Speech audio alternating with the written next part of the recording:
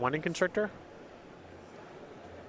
Also, the Verdurous Gearhulk has Trample, so that's a harder thing to chump block should it come to it. True.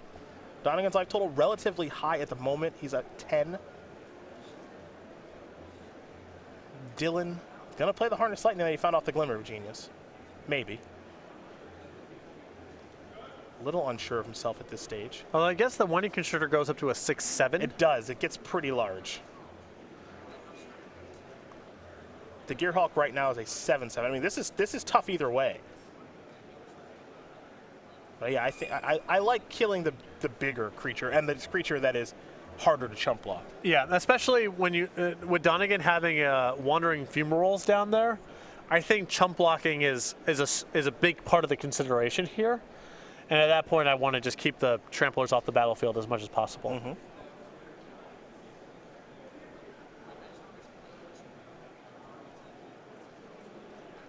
So yeah, should get 2 counters. Yeah, should be up to 4. Yeah. Fatal Pushes, plural, right now in Heymfield's hand. Here comes the Constrictor. Curious to see if Donegan's going to take this hit or chump block. He's going to take this hit. Fall down to 4.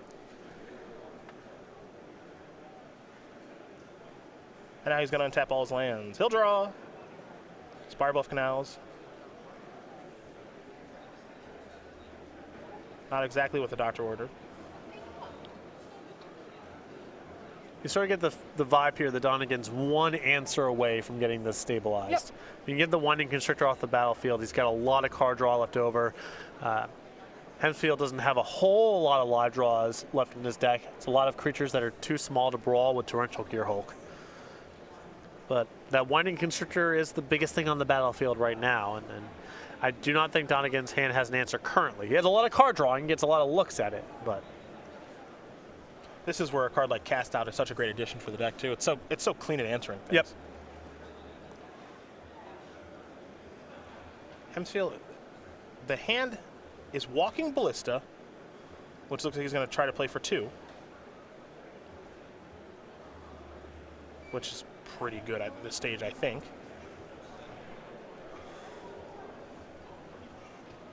Here's a Glimmer in response. Inspiring Vantage and Censor. Well, bottoms up. Censor ain't going to be it right now. Draw 2.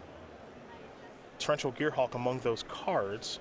And Walking Ballista in combination with the rest of the battlefield is going to get the job done there for Christian Heymfield as he wins game number 1 here over Dylan Donegan. Green-black energy up a game over Jeskai Control. And there was the opportunity cost of all the card drawing. As high quality as it was, Donegan spent a lot of mana not impacting the board, and even with Heymfield, glutting on some dead cards there, was able to finish the game right before Donegan was able to leverage all the extra cards. Pretty diverse sideboards here for both players, so we'll take some time to go over each one. For Dylan Donegan, 2 Aether Meltdown, 2 Dispel, 2 Essence Scatter, 2 Linvala the Preserver, 2 Nahiri the Harbinger, 2 Negate, a Magma Spray, Sweltering Suns, and a Sphinx of the Final Word. I'm a big fan of the Linvalas. Any sort of mid-range creature deck, I think Linvala is just a lot of value there. I think Nahiri is a good card for the matchup too. I think being able to answer some things with the minus is powerful in the matchup. And also if Donegan's able to pair it with enough removal spells, Nahiri represents a win condition too. We're going to the other side here for Christian Heymfield, who's got 2 Appetite of the Natural, 2 Gaunty Lord of Luxury, 2 Key to the City, 2 Long Tusk Cub, 2 Transgress the Mind and some singletons in Blossoming Defense, Dissenter's Deliverance, a Grasp of Darkness, a Manglehorn, and the boat, the barge, the Sky Sovereign. This is a really nice sideboard here. I think Appetite for the Unnatural, Gaunty, Lord of Luxury, Long Tusk Cub, Transgress the Mind, all nice cards here for the matchup. Those are the options there for both players. Dylan Donegan, former Invitational champion, already won an Open this year when we were in Richmond. He'll be on the play. Christian Heymfield will be on the draw. But in the meantime, let's talk about the StarCityGames.com weekly sale, something that I know that you take part in all the time. So every week there's a weekly sale going on. Starts Monday, 11 o'clock Eastern time, runs for 1 week. So make sure you're going back to the website once a week to see what the new sale is. Right now, up to 50% off select playmats. Now, I'm going to test you right now here in this image. What are those 4 playmats? Go. The upper left is the new Snapcaster Mage. Correct. Penguillion click to that. Correct. What's the Dark Confidant Rift? Remember, this is when we didn't do rifts very well. It's really straightforward. I don't know. Squirrel Confidant. Squirrel Confidant. Okay, and? Ferret. Yes! Well done! Well done! I remember the ferret play, Matt, because I was critical of it not being named ferrets. Yeah. Because, you know, there's 3 of them, at least. Go.StarCityGames.com/weekly sale. We got to get you to those meetings, that's all. Right. We missed the S. Yeah. As a group, as a team, we Ferrets. just missed the S. Squirrel. What's the Dark Confidant pun here? I'm like trying to think, like, does nut, the cheeks, like what rhymes with something here? No, just it's Squirrel Confidant. Yeah. That's before we really dialed it up with the puns. Yeah. Some of the best jokes aren't jokes at all. That's right. Yep. That's right. Dylan Donegan, a player that we do see a lot, former Invitational champion. A couple of years ago when we were in Seattle, we've seen him win multiple Opens, plenty of top 8s on the resume. Good to see him back here playing some Magic. I know he took a little bit of a break, but this is where he feels to be at home. Very, you know, very invested in college right now. Mm-hmm. So that eats up a lot of time if you go to college in a way that like, you and I did not. Look, man, I had to play that Magic online. It's not my fault. Yeah. Okay, well, maybe it is my fault. Yeah. Maybe it is my fault. Tough to say. Tough to say. It's all hazy now. Just a slew of Mountain Dews and chicken bacon ranch sandwiches from my dorm room. Yep. And casting Annex on my opponent's bounce land. You had a happier college experience than I did. Shout out to Adrian Sullivan and his eminent domain deck, Yeah. which caused me to not go out for a month. It is, once you start stealing your opponent's lands, it's really hard to go back. And killing people with Spectral Searchlight, Yep. burn you for 1. And them just being horrifically frustrated. That's one of my favorite decks of all time. The Greenbelt Rampager is what Christian will play. He's going to get a little bit of energy here from the Elephant. That might be coming down soon. And you and I are in agreement here. We don't typically mourn the days of the really insider deck names. Eminent Domain is a great deck name. That's a great deck name. A great deck name. That's a great deck name. I like to make it very clear what the deck names are. Eminent Domain is one of the very best. Right. Annex, Dream Leash. He had one more. Oh, and Wildfire. Right. Was Confiscate? Was Confiscate in the deck? I think there were some in the sideboard. Confiscate plus Annex is already a great foundation to call something Eminent Domain. Mm-hmm. That was a deck. That is great. Donegan with just a couple of blue-red dual lands to start. Christian Heymfield will play a Winding Constrictor. He's got to use energy to cast it. Now Harness Lightning is going to kill it. Donegan will play a Spire Bluff Canal and pass the turn back over to Heymfield.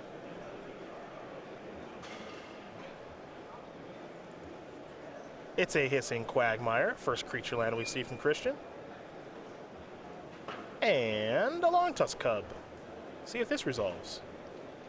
It will. And now we go over to Donegan, who will play an Ether Hub of his own. He'll get energy, and Jacob Baugh is everywhere on this battlefield. He's also here this weekend.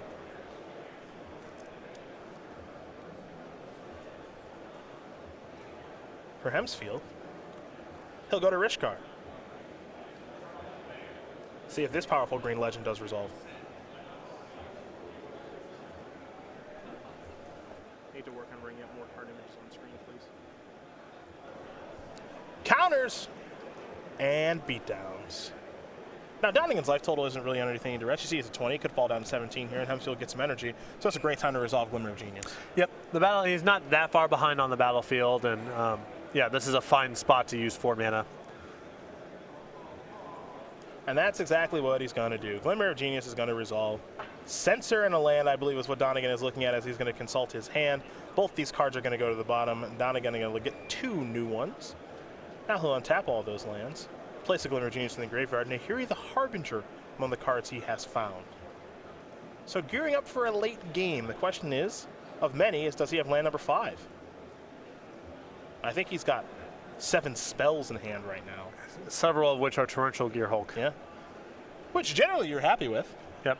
I mean, it's good news, bad news. If you can get to 6 mana, then especially with the graveyard having a Glimmer and a Harness, things get really good. But the bad news is, you know, he does not have 6 mana, and those things cost 6. They do. They do. But I haven't been to the booth in a bit, but I still. It's been a month or two? 2. 2? End of February. Could have fooled me. It's the indie show, yeah. Could have fooled me. No play there from Donegan, up to and including no land. Blooming Marsh going to come down here for Heymfield.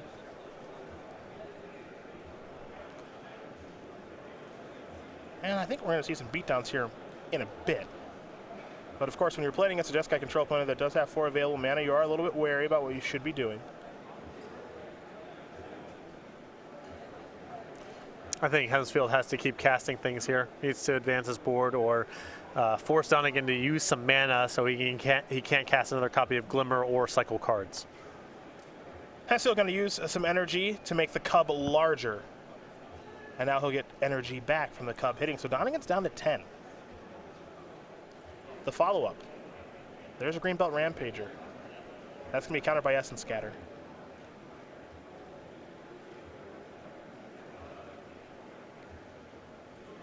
And another Essence Scatter. Donegan had that lined up pretty well. 2 counter spells take care of 2 threats. But can he beat what's on the battlefield? That's the question as he draws a card. Has not found a land yet. He might just have to hard cast Glimmer now. Maybe he goes towards Nahiri. He does have the energy to cast it. Yep, Nahiri is an answer to something on the table and absorbs an attack most likely. Yep. Which is kind of what he needs. He just needs to buy some time right now. Yep. But at 10, he's got to actually pull ahead. Pulling ahead probably requires casting 2 spells in 1 turn, and with his mana choked and one of his answers being cast out, which is probably his whole turn, when he decides to deploy that, as long as Heymfield can just keep casting stuff, I think he'll be in a good spot. Now I'm curious to see what Heymfield's turn will be, if he does want to finish off Nahiri or not, because right now you've got Rishkar, and he's got a Hissing Quagmire. That's really it. Now, well, Christian wants to take a look at Nahiri, and we can do the same. With Donegan missing land drops, I just can't imagine not getting rid of this Planeswalker. Yeah. I think the plus power next turn is huge on its own, and also implies that he has to attack the Nahiri next turn anyway, because Donegan could then minus and get rid of a creature.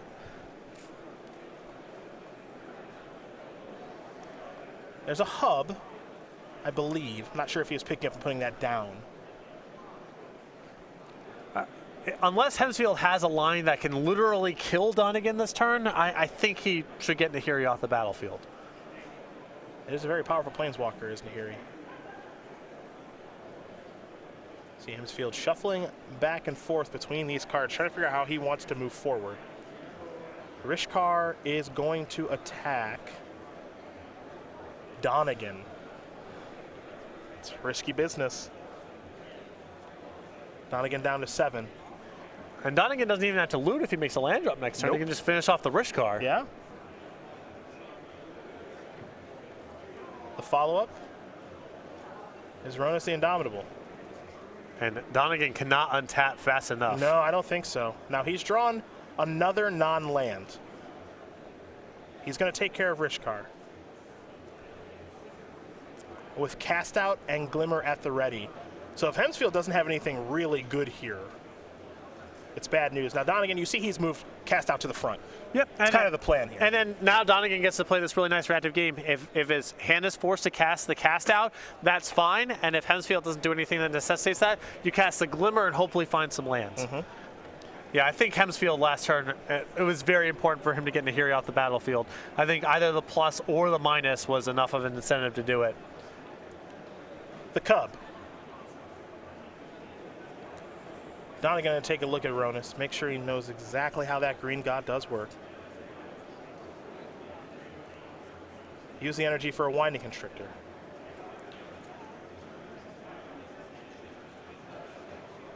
Again, going to take a look at the green god. We will do the same. It is new after all. I want to make sure you know exactly how that card does work.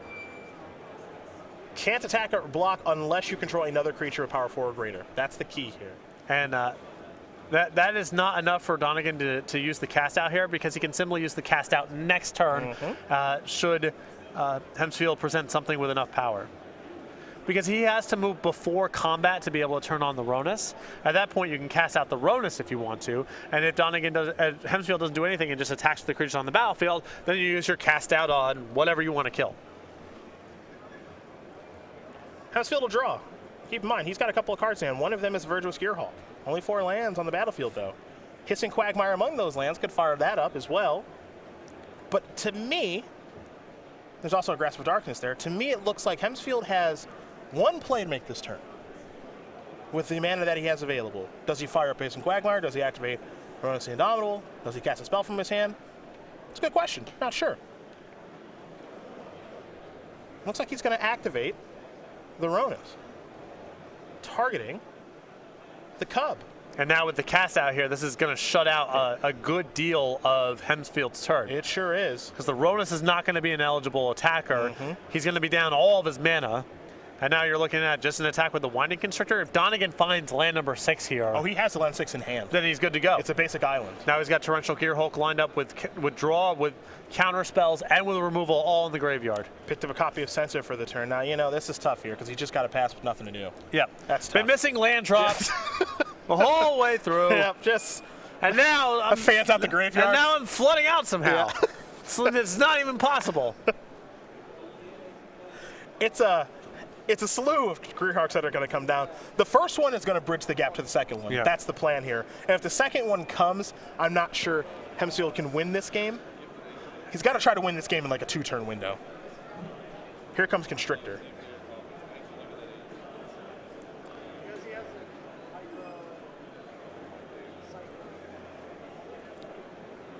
And he's going to cast Torrential Gearhulk. It's just what is he going to do with it? So the decision that Donegan has to make here, do I cast it now and risk a removal spell mattering when he can just go to 3 and then Gearhulk with more information at the end of Heymfield's turn? The other side of that is going from 5 to 3 does matter with Walking Ballista in the deck, but if Donegan thinks he has the counter spells to keep that covered the whole way through, then who really cares? Well, there's Glenn's Sleeve Siphoner. The response is going to be Torrential Gearhulk, and Donegan's going to Essence Scatter that. So 5/6 with a counterspell attached to it. Not bad. And this is I think Ronus is a powerful card. I think it will show up over its life in Standard. This is exactly the kind of matchup where it's at its worst, though. Against a deck with a lot of counters and a lot of removal spells. Going to kill the Torrential Gearhulk there with the sideboarded Dissented Deliverance, a cycling Shatter, more or less. A card that I think we're going to see a decent amount of this weekend. Kills Heart of Kiran. That shows up, kills plenty of things. Donegan did not draw land number 7. Looks like he drew cast out number 2. Gearhulk could come down right now, or he could wait. Well, the thing about waiting is your hand's probably going to get forced anyway, because falling from 3 to 1 means now Walking Ballista is... Which I don't want any part of that. So it might make sense for him just to cast right now. He's going to pass.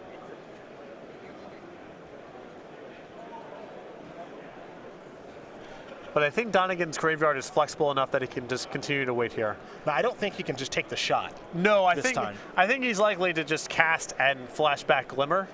The super conservative play is flashing back a Harness inside of combat.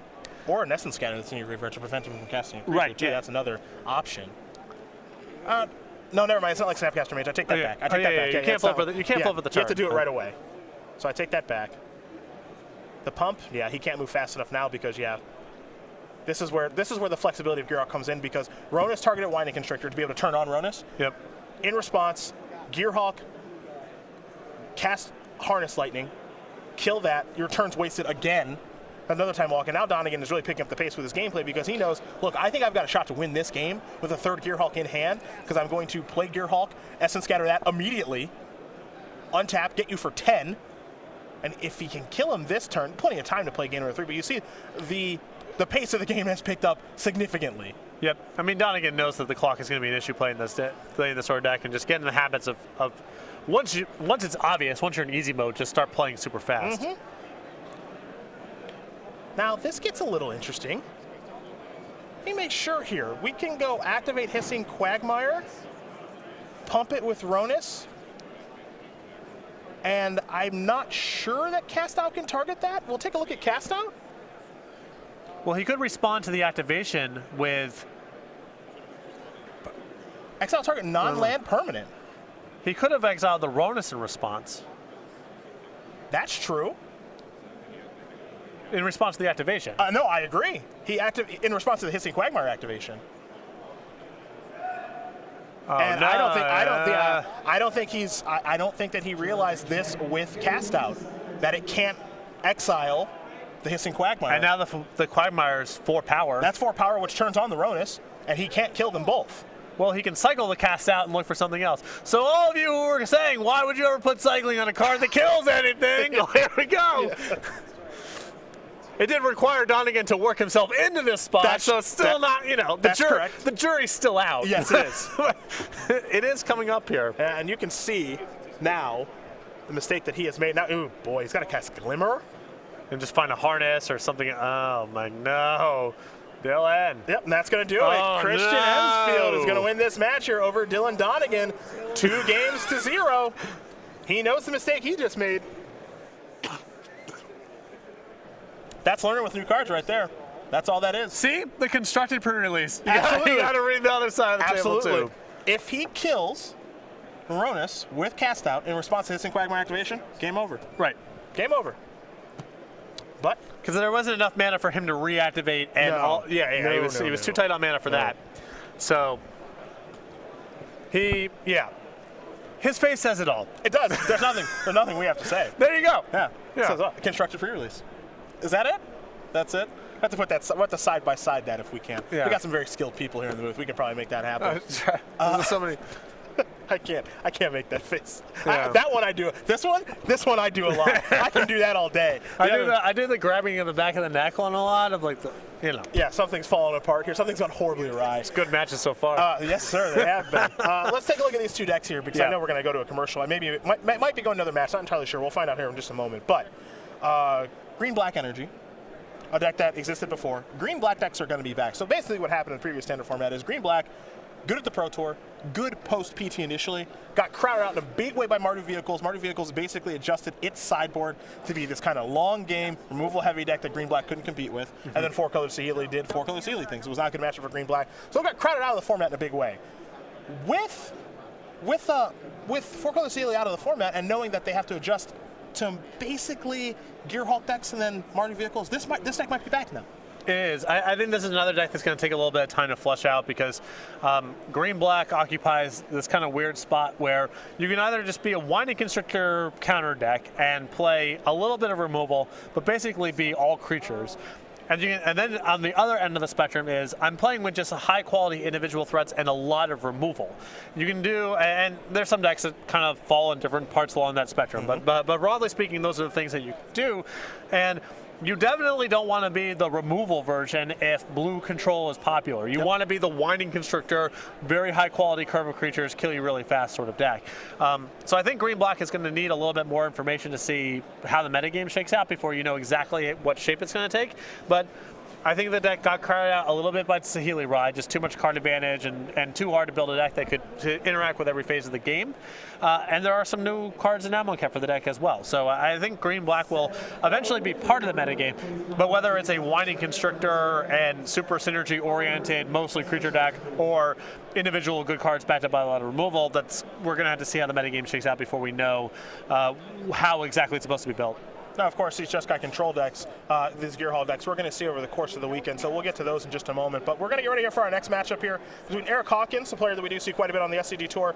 He's playing Black-Blue Zombies, and then I've got Hugh Spector, who I've got some Sylvan Advocates, some Renegade Ralliers, Angel of Sanctions, Oath of Nissa, looks like maybe a green-blue-ish deck. So I think we're ready to head on down to our next match. Round number 2, match number 2, I think is the plan here.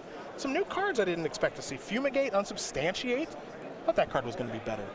Unsubstantiate? Yeah, I did. It hasn't been that great, I guess. When the metagame gets tight, a lot of theoretical